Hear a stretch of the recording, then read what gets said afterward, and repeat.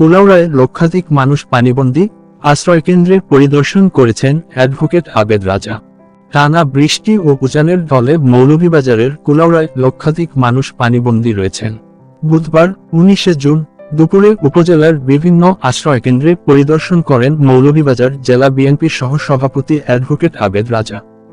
এ সময় উপস্থিত ছিলেন কুলাউড়া উপজেলা বিএনপি নেতৃবৃন্দ। জানা যায়, ঈদের দিন 17 জুন সোমবার ভোররাত থেকে শুরু হওয়া ভারী বর্ষণ এখন পর্যন্ত অব্যাহত আছে।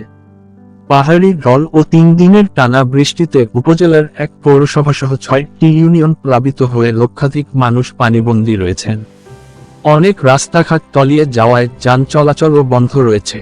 3 দিনের টানা বৃষ্টিতে উপজেলা পরিষদ এলাকা, উপজেলা স্বাস্থ্য কমপ্লেক্স, পৌর শহরের মাগুরা, সাদেকপুর, বিহালা, সোনাপুর, কাদিপুর ইউনিয়নের ছকাপন, মইনতাম, ভাগমতপুর, গুপ্তগ্রাম, তিলকপুর, ভুকসিমুইন ইউনিয়নের সাদিপুর, কোরবানপুর, মুক্তাজিপুর, জাবডা, কালেশ্বর, কায়চক, চিল্লারকান্দি, কানেহাত, জয়চন্ডী ইউনিয়নের ঘাটিয়া, মিরবক্সপুর, কামারকান্দি, কুটাগাঁও, কুলাউড়া সদর ইউনিয়নের দেকিয়ারপুর, কুলাউড়া গ্রাম, বুনগাঁও, গাজীপুর আংশিক সহ অনেক শিক্ষা প্রতিষ্ঠানও প্লাবিত হয়েছে।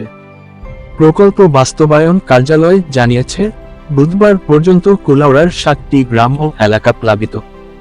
এসব গ্রাম ও এলাকার লক্ষাধিক মানুষ বন্যা আক্রান্ত। এছাড়া 22টি আশ্রয়কেন্দ্র খোলা হয়েছে। এতে 197টি পরিবার আশ্রয় নিয়েছে। বন্যার্তদের স্বাস্থ্যসেবা প্রদানের জন্য 14টি মেডিকেল টিম গঠন করে কার্যক্রম চালানো হচ্ছে। দি কুলাউড়া 24 পেজে লাইক ও ফলো দিয়ে সাথে থাকুন।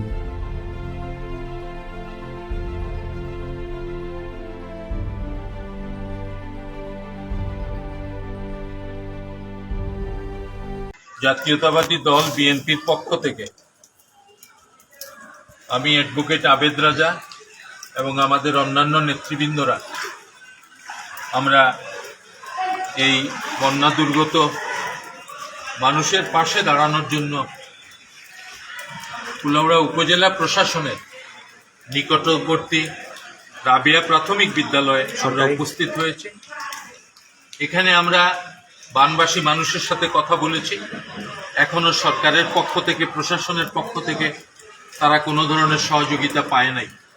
আমরা আশ্বস্ত করেছি বিএনপির পক্ষ থেকে, দেশনেত্রী খালেদা জিয়ার পক্ষ থেকে, দেশনায়ক তারেক রহমানের পক্ষ থেকে আমরা যতটুকু পারি সহযোগিতা করব এবং আমরা তাদেরকে বলেছি সকলে মিলেমিশে থাকবার জন্য, ঐক্যবদ্ধ থাকবার জন্য।